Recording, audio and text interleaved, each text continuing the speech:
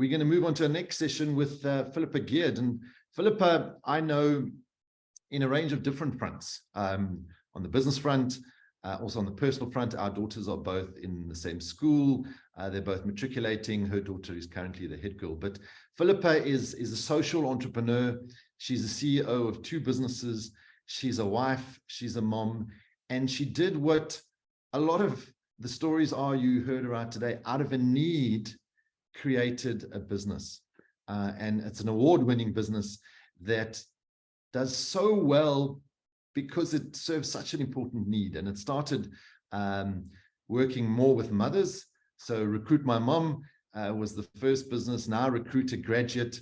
And in a country of unemployment, it's wonderful to hear how they grow, how successful they are, and how they're busier than ever.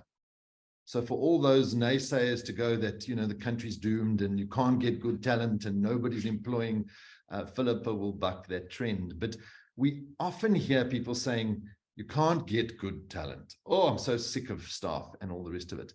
And there's nobody better than somebody who lives this every single day to be sharing with us some really practical insights in realizing you can't do this on your own. So Phillipa, thank you so much for joining us, and really looking forward to your insights and your sharing with us today. Thank you, Harry. It's always wonderful to be on these, particularly these women's conferences. I love it. They stimulate me. It was lovely to hear the previous speakers. And Harry, thank you for the invitation. I'm looking forward to sharing today. Great, thank you. Just give a quick intro before I kick off. So as Harry said, I am a mom, I'm a wife, I run 2 businesses, and I'm juggling a whole lot of things. And that was the start of why I created RecruitMyMom, was because I could see that as a woman, juggling all these different balls, that I was really able to do it, and that I could see that companies needed great skills, but didn't really know how to access women who were trying to integrate work and life. And so that's my life story. My work is my life story. My kids are older now. My youngest is in matric with Harry's daughter. And, so I'm moving into a different chapter. So that's just a little bit about me. I'm going to kick off just with my slides. Today, I wanted to talk to you about tackling the hiring hurdles for a thriving business, and a little bit of history around RecruitMyMom.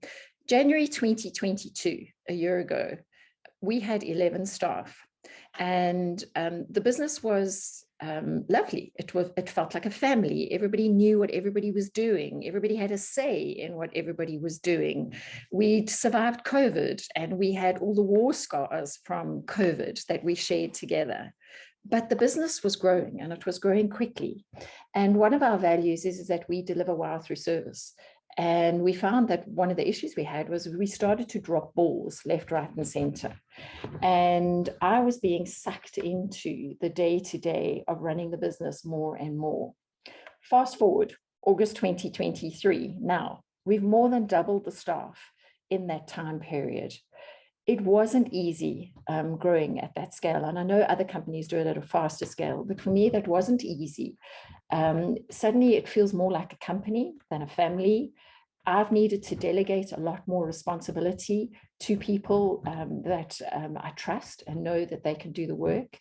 And we're all still working remotely. All my staff work remotely, and managing a much bigger team remotely has its own challenges, as you can well imagine. But was the pain worth it? Hell yes. My team was drowning. I was drowning. And I could see that the business was actually starting to plateau because we didn't have enough people dealing with the amount of queries we were getting. Did the old guard dislike the growth? Yes. Did they panic with the amount of growth that was coming in? Absolutely. Did the family-like culture change? Yes, it did. But the fundamentals of our culture remained, that of doing good in society, being fair and honest, delivering wow through service, being respectful to one another. Some of the core values on which we've built our business remained. And having a family culture was actually not one of the core values. All the other things that we have on our site as our core values were what carried us. So I have a saying, which I say to all my staff, which is the day we stop growing is the day that we start becoming extinct. And that's because growth is an indicator of the fact that you're still meeting a need in the market. And so when you start to plateau or you start to drop off, it shows you that something's not right. It's an indicator of something is not as healthy as you'd want it to be. And I want to be one of those 25% of new businesses that gets older than 15 years old. We're 11 years old this month. So I've got 4 more years to go, and then I will have made the statistic of being one of 25 businesses that makes it to 15 years old. And that's not a lot of businesses, but I want to be there. So what was the result of this rapid growth for me, more than doubling our staff in this very short time period? Well, first of all, we were able to distribute the workload. I prevented burnout with quite a lot of my staff. We were immediately able to deliver a better service. Our productivity went up. As a result of our better service, our referrals went up, and both turnover and profit increased. And both businesses benefited from this growth in team growth. And we all know that there are various growth factors that make a business grow. There's demand, there's marketing spend, as we've heard this morning, there's product innovation, it could be capital injection, it could be entering new markets. All of these things are things that help our businesses grow. But one of the things that really does help our business grow is the people and the people we recruit into that business. And so that's really what I want to chat to you about today and share some thoughts on it. But I can see that you're all very skeptical. My children tell me I'm a mind reader. I think they're right. And I think right now that some of you are thinking, yep, well, managing people sucks. I can't find the right people anyway. There's no good talent out there. I can't afford to find good people, or I can't even afford to grow my team. And actually the risk is just too high to grow my team. Or actually I just can't keep good people. They just keep leaving. So I'm sure that my mind reading skills are quite good. So I want to just take this. So what I want to say is that the reason why why I believe that it's really, really important to grow your team and grow your people is because I believe that it brings freedom to you as a business owner. The acronym today, freedom, to explain why I believe that a bigger team actually brings freedom and not just more employees, which I'm so often hear. And I've seen this both in my own business and in the many, many clients that we deal with. So first of all, the F. Why? Why is this so important to grow your team? Well, first of all, it frees you up. You can start to work on your business as opposed to in your business. It allows you to think strategically because you, at the end of the day, are the only one who's going to be thinking strategically about your business. And if you and your staff are running around like headless chickens and you can't cope with the amount of work that's coming on, you absolutely will not have time to think. It's really important. Then risk mitigation. If you're relying on a very small team with what we call key individuals in that team to be able to deliver what you need to in your business, you've got a risk in that that person might leave, or that person might get ill, or something else happens. And when you hire more employees, it provides a safety net that allows you to distribute the knowledge, the responsibilities across a broader workforce.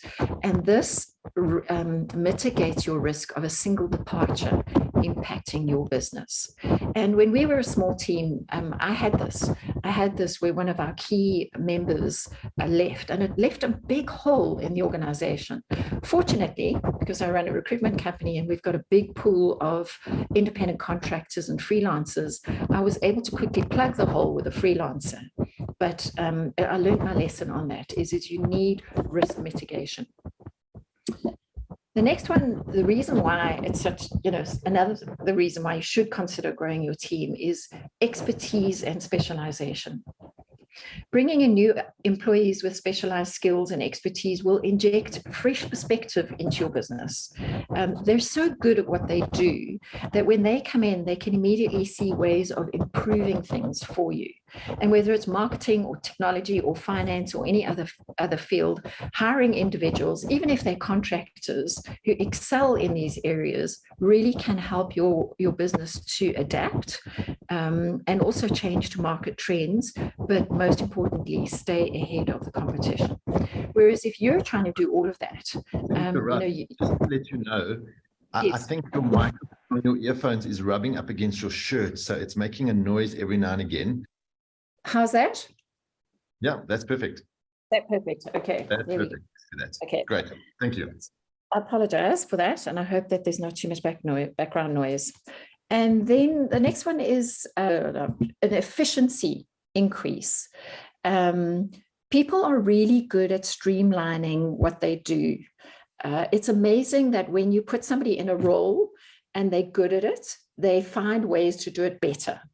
And because you're not able to be everywhere all the time, you can't do that. And so by hiring people that know what they're doing and having a better team looking at things, you definitely find an efficiency increase. The next one is being able to tap into the diversity quotient.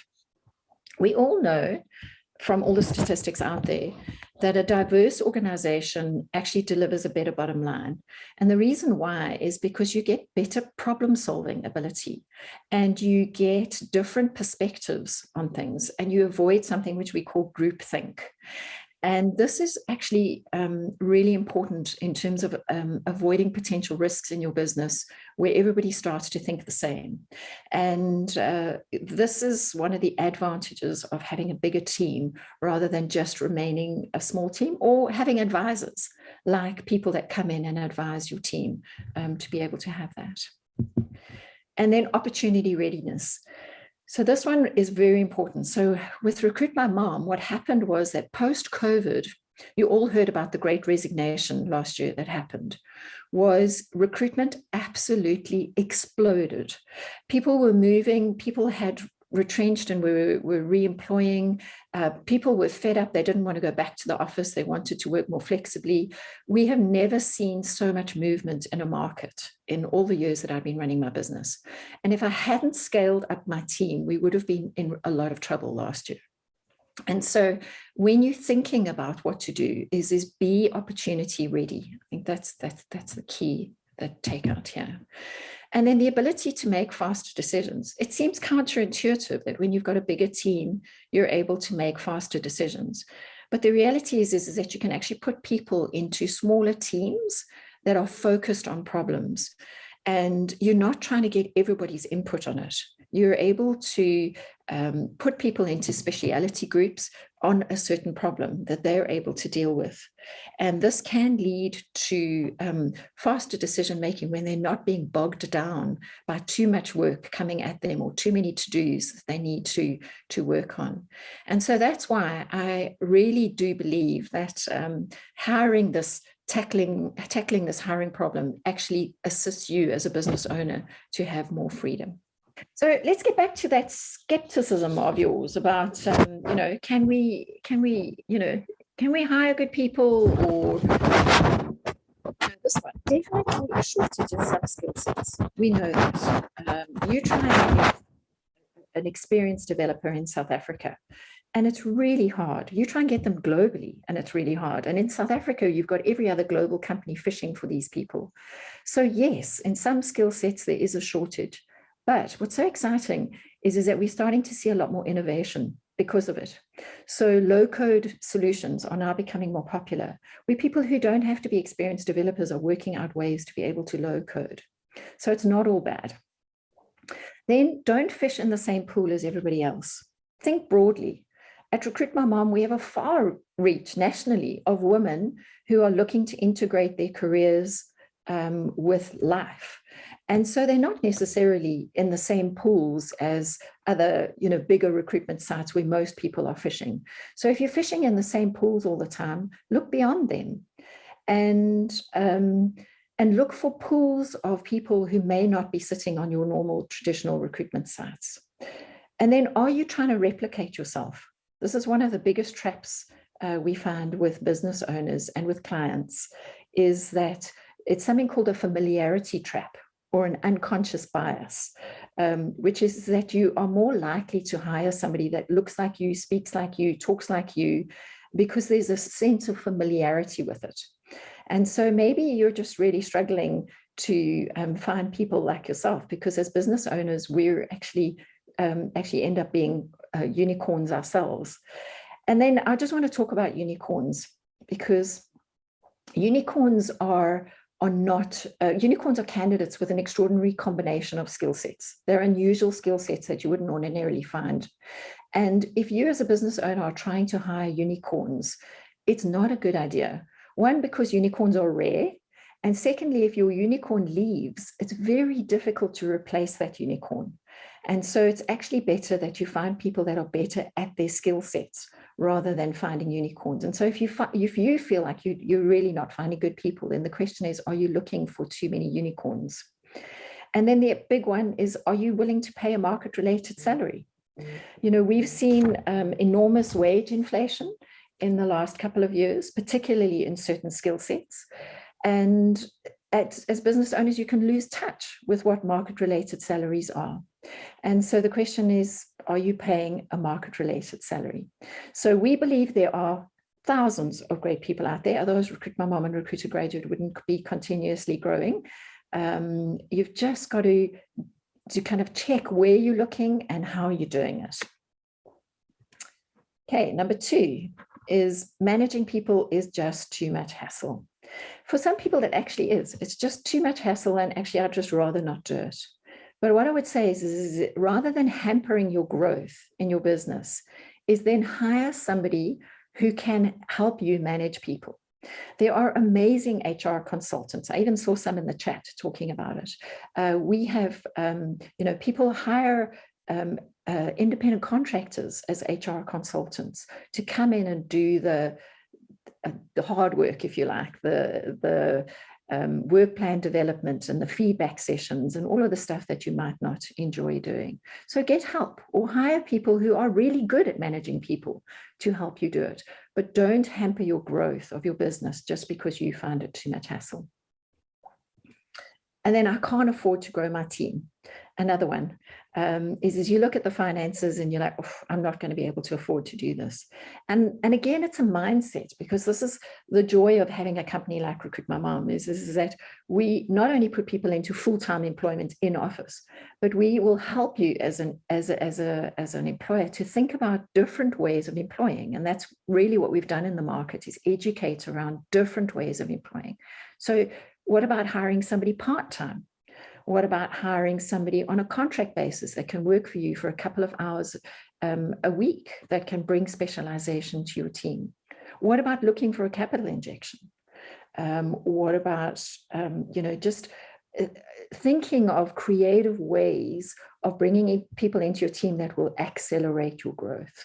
So my comeback on I can't afford to grow my team is that you can't afford not to grow your team if you've got a growing business and wanting to see that growth continue. And then number 4, okay, we'll just go to number 4. Sorry, I don't know why my slides are seemingly stuck. It's too much risk. It's just too risky to hire people. And the reality is, it's true. It costs 15 times more to make a bad hire than a good hire. But there are some things that you can do to mitigate a bad hire, like simple things like having a good contract in place, having a work plan in place, having good measures in place, a probation period.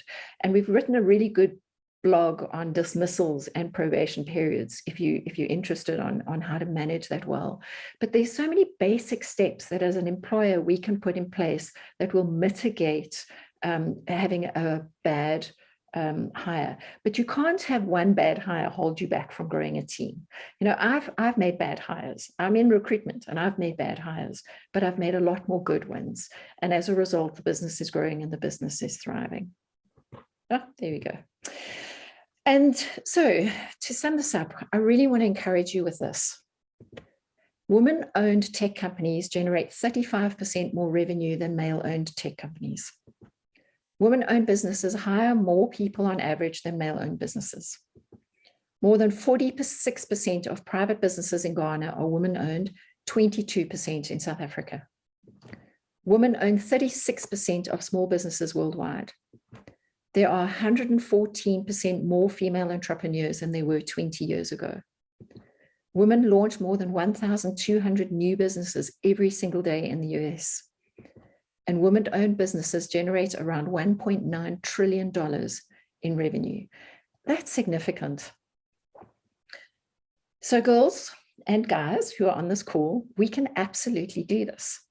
Our economy needs us to thrive, and we can't allow our biases towards hiring to hold us back, because it really is a wonderful strategy to grow your business.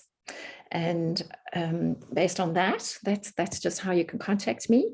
But Harry, over to Q&As.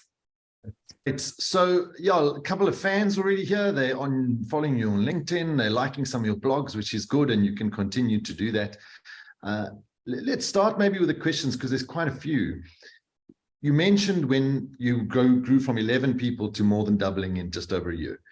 Some of the older staff didn't kind of like it. Did you lose any staff in that process and have to, you know, cut a little bit of those that didn't want to change? And what were some of the, you mentioned the culture, but how did you manage that bad staff member fitting in, old one into the new way of doing things? Yeah, that's a good question. So the answer is yes. I did lose a staff member. You don't always grow with the same people you start with. Often when you start a business, they have certain skills that help you to get up and going, but then you get into another rhythm and you often need different skill sets in order to get you going there. And then in terms of the culture, is that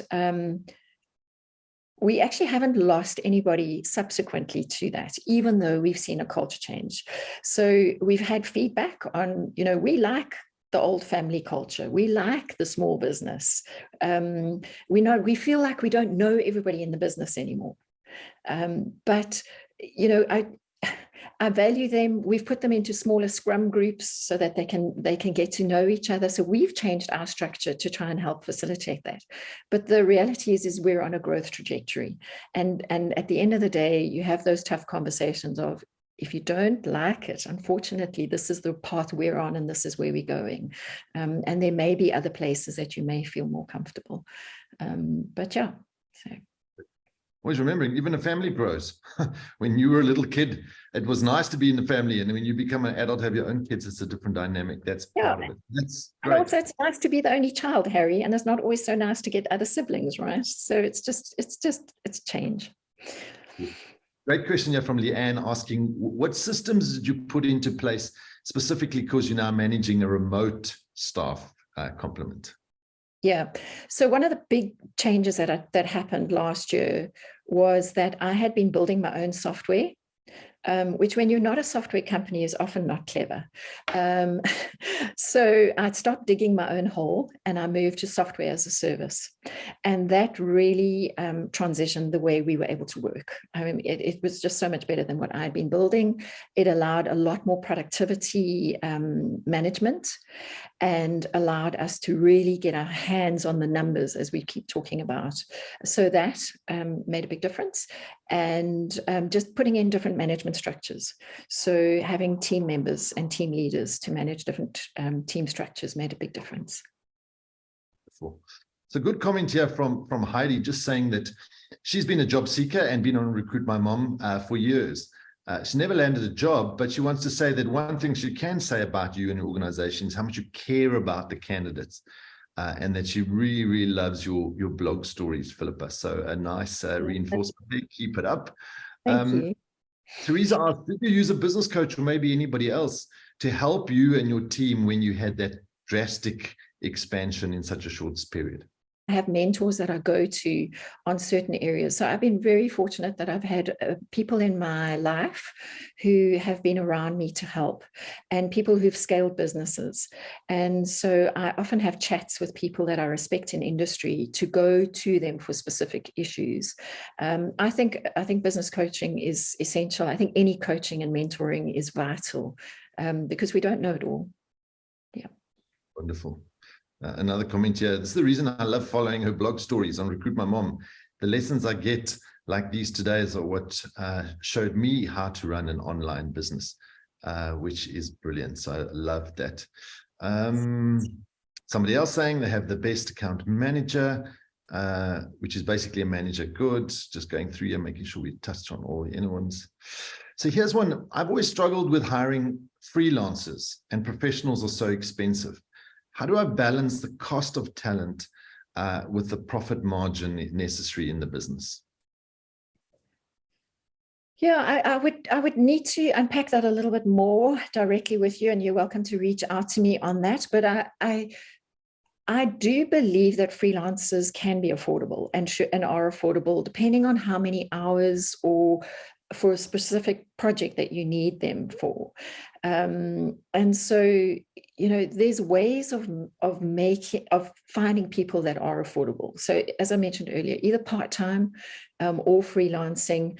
But if you're going to take somebody on freelancing, it depends how many hours you need them. So if you need somebody full-time, then rather bring on a fixed duration contractor and pay them a monthly salary than paying a freelancer an hourly salary that starts clocking up over many, many hours.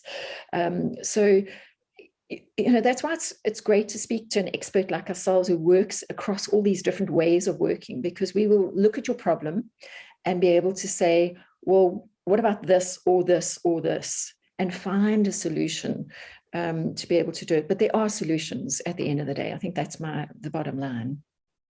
Wonderful. Another one saying, you know, very interesting talk. I need to grow my business, but I'm always afraid to hire the wrong people who bring disrepute to the business that I've built so difficultly for years. What are the three most important things that I should look for when recruiting new staff? That's a great question. So for me, a number one non-negotiable is a values fit. I'm big on values, and there's a whole different talk in companies that are values-based. So number one is values.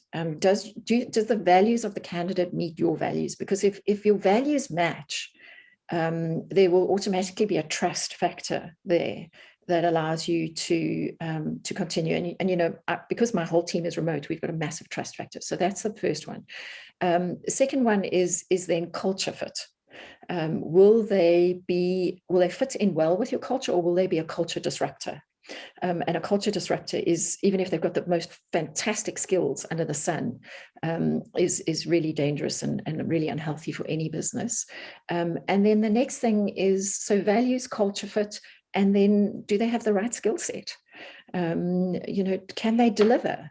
And that's where I go back to having the right processes in place right at the beginning. Do you have an employment contract in place? Do you have a work plan in place that's got specific measures in it with timelines in it, so that you can immediately pick up if this person is a bad hire, and you can quickly terminate if they are, rather than endure the cost for a long period of time. Exactly. It's come up a few times, just that software that you said that you started to use. What is the software that you're using, if you mind sharing the name of that? Sure, I use Zoho. It's a suite of various applications. I happen to use the customer relationship management recruiting piece of it, but it's got a number of different applications in it. Great. Tremendous growth in the staff. How many in your team right now?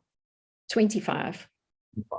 How's your turnover growth been in the same process of that growth that you've seen? It's just a question.